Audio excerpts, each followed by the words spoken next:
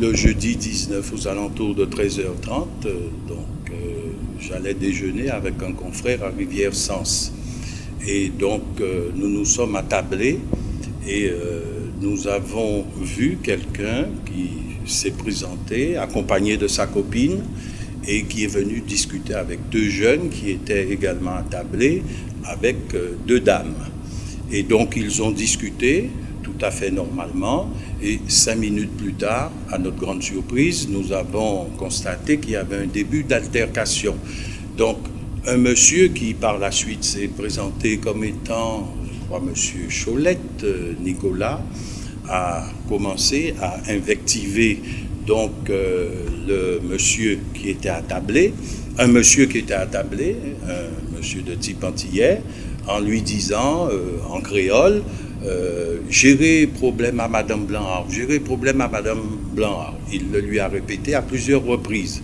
Et à un moment, il s'est dirigé vers le bar et il a commencé à insulter ce monsieur en le traitant de vermine.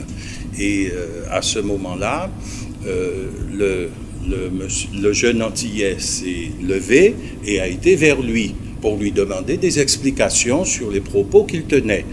Et les clients qui étaient également attablés se sont levés pour éviter toute bagarre.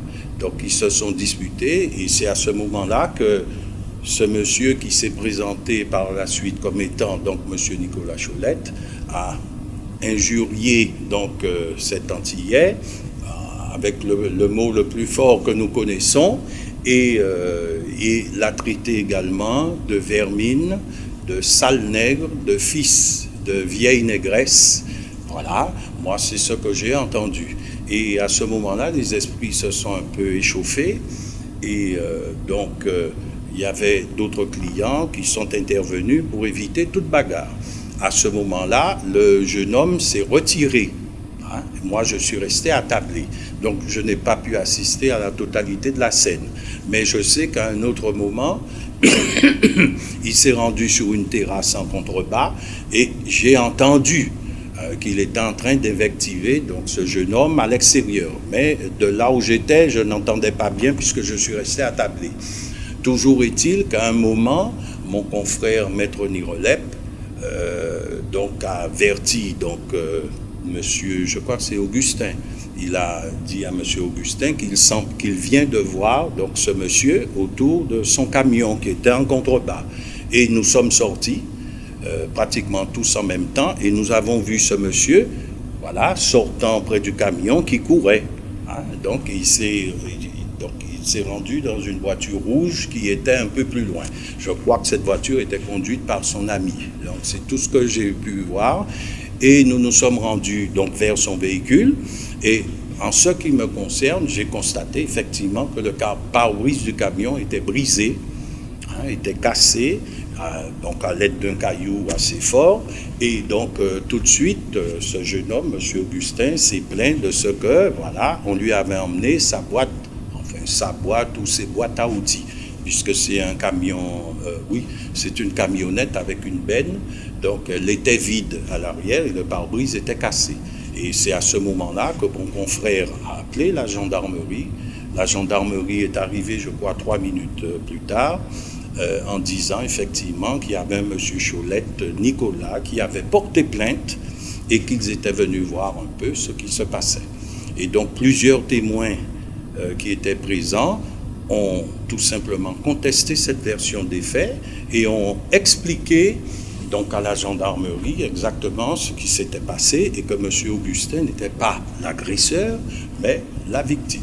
Je dois dire que les gens qui étaient les clients de ce restaurant ont fait preuve de beaucoup, je dirais, de sérénité et de sagesse, parce que les propos qui ont été tenus étaient particulièrement violents et que, en permanence, ils ont évité toute rixe et tout débordement dans le restaurant.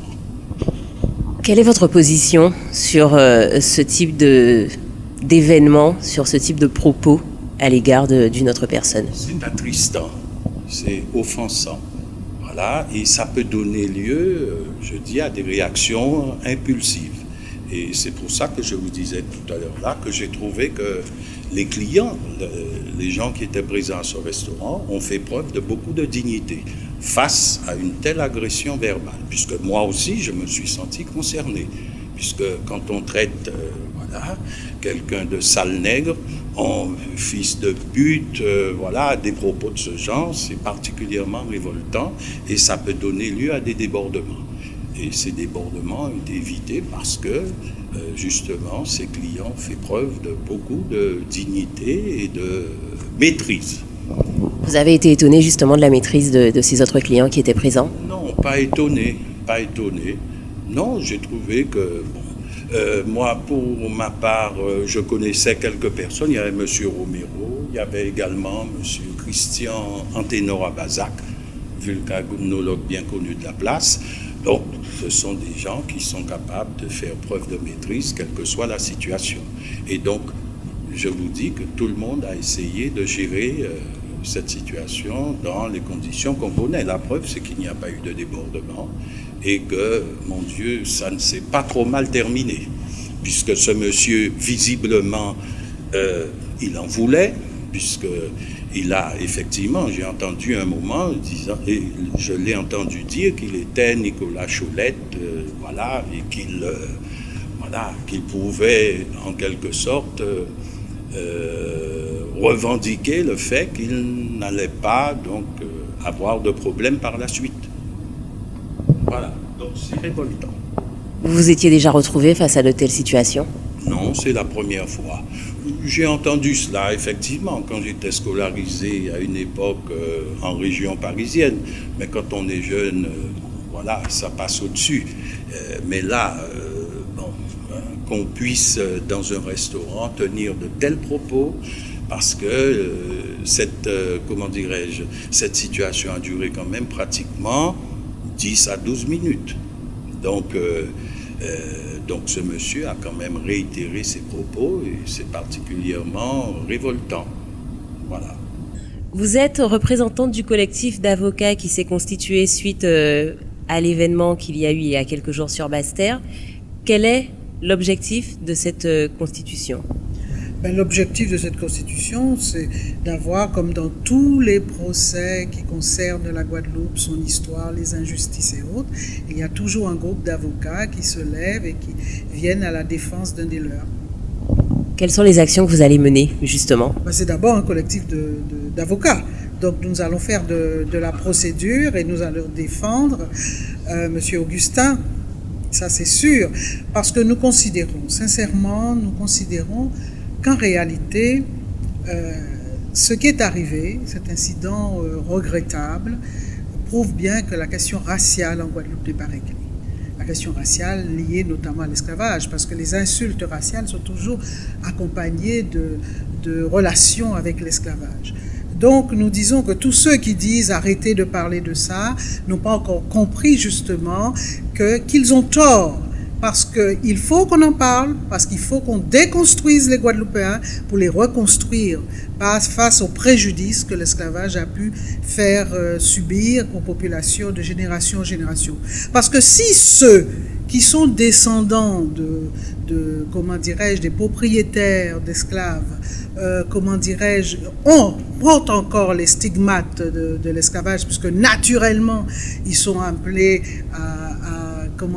quand ils sont dans une situation de stress ou autre, de rappeler tout de suite la situation d'esclaves ou l'injure raciale. Il est clair que les descendants des victimes portent aussi les stigmates. Donc ça, c'est le premier point. Et puis, il faut savoir qu'il y a obligatoirement un consensus, selon moi, sur le silence dans ce groupe apporté, au rapport avec les Noirs. Malheureusement, il y a des maillons faibles qui un jour délirent et ensuite qui mettent en danger leur groupe même, parce que c'est mettre en danger son groupe que de tenir des propos terribles, aussi terribles dans une société à majorité noire. Vous aviez déjà entendu parler d'affaires similaires, de propos similaires à l'encontre de Noirs en Guadeloupe? Alors, ce qui m'a étonné, c'est la longueur de l'incident, parce que j'ai plaidé, ainsi que mes confrères, nous avons plaidé l'affaire Ayotte. Elle a eu des phrases terribles, mais c'était quelques phrases, notamment, elle a rappelé ce qui est imprimé incontestablement dans l'inconscient collectif. Elle a dit « Mon chien va vous manger, vous sale nègre », etc. Mais c'était quelques phrases. Là, ça a duré à peu près plus d'un quart d'heure. Donc, je veux dire que c'était délibéré, c'était volontaire.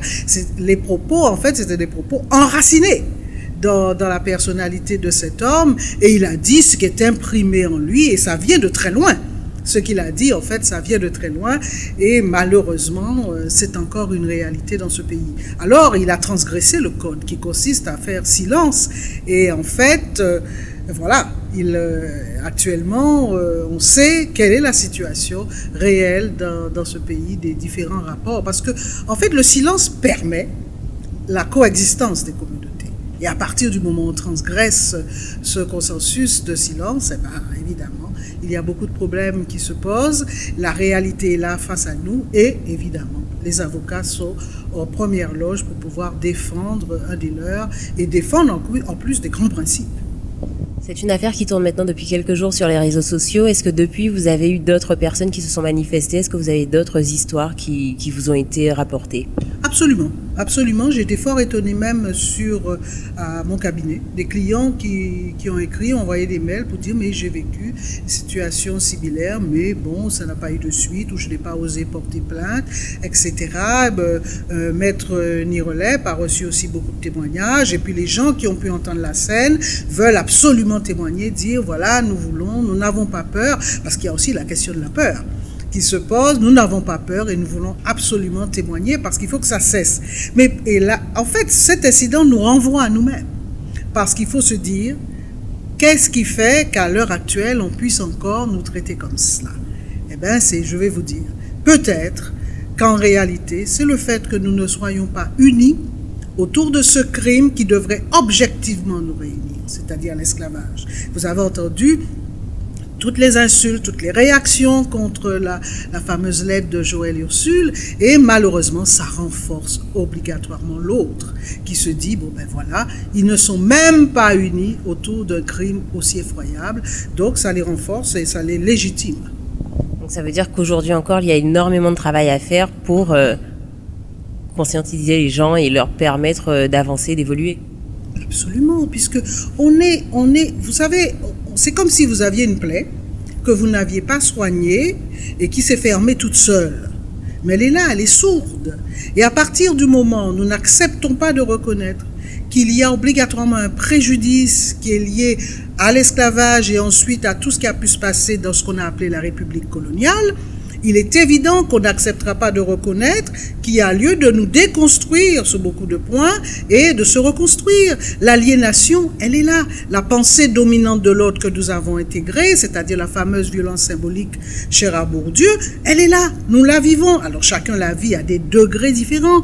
Mais quand vous entendez des gens dire c'est les nègres qui ont vendu les nègres et l'esclavage, etc., on se rend compte du niveau d'intégration de la pensée dominante parce que c'est l'Occident, la pensée occidentale qui veut nous faire croire cela pour se déculpabiliser, alors que nous savons, Hannah Arendt le dit dans Eichmann à Jérusalem, que 50% des Juifs dont les noms ont été portés à la connaissance des nazis ont été donnés par des confédérations juives. Et personne ne remet en question l'atrocité, comment dirais-je, l'aspect inhumain de la Shoah. Et pourtant, nous sommes là à nous diviser, à nous insulter, parce qu'on a pu entendre sur les radios à s'insulter, parce qu'on disait non, c'est eux autres qui responsables, qui ont fait réparation et ça, c'est le nègre qui est mauvais, etc. C'est ça.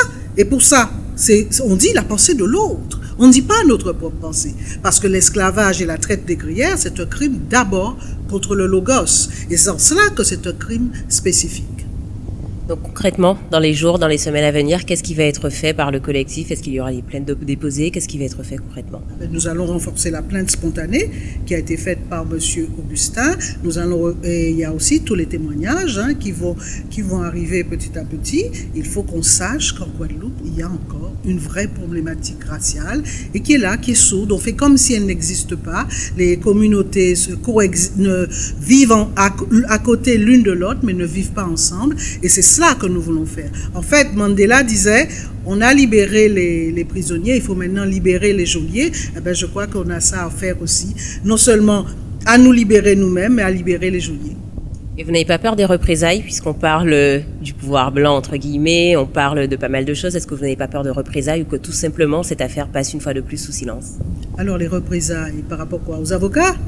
Ah ben, je veux dire, nous avons plaidé Sylvie Ayotte. Je pense que, je veux dire, là, c'était vraiment, nous sommes attaqués à une puissance indiscutable.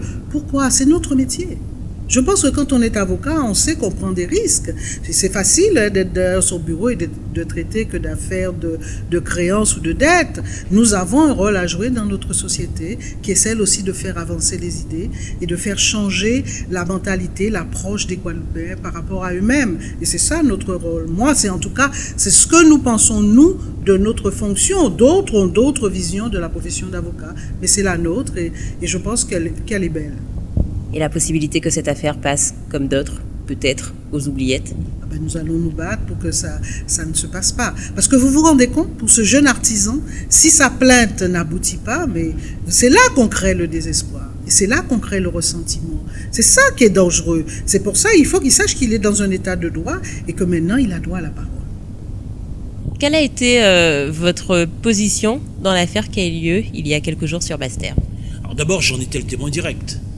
J'ai renoncé à cette qualité de témoin et j'ai opté pour celle d'avocat. Alors, le témoin va d'abord s'exprimer. Ce que j'ai vu a été d'une violence inouïe. J'étais consterné de la détermination de l'individu. Alors, de quoi s'agit-il? Un jeune artisan qui déjeune à 1,50 m de moi, je déjeunais d'ailleurs avec un confrère, qui se fait aborder par un autre du même âge à peu près. Il cause 30 ou 40 secondes, et puis j'entends fuser des insultes, des injures à caractère nettement raciste, dont j'en ai dressé un inventaire, je ne dirai pas tout, mais Kounia maman, sale tineg kaouye, sale nègre fils de pute, esclave fils de vieille négresse, c'est moi Nicolas Cholette qui te le dis, les nègres ont toujours été les chiens des cholettes, Kounia maman macaque, un petit nègre comme toi ne peut pas faire peur à un cholette. Et puis, tous les cholettes sont dans la politique. Je vais te faire tuer, sale petit nègre. J'ai entendu après, nous que refouter en esclavage, chien qui ouillait, ou quoi fait un homme, mais c'est grâce à l'esclavage ou là, vermine qui ouillait. Vous comprenez que c'est des propos d'une violence peu habituelle, j'en étais révulsé.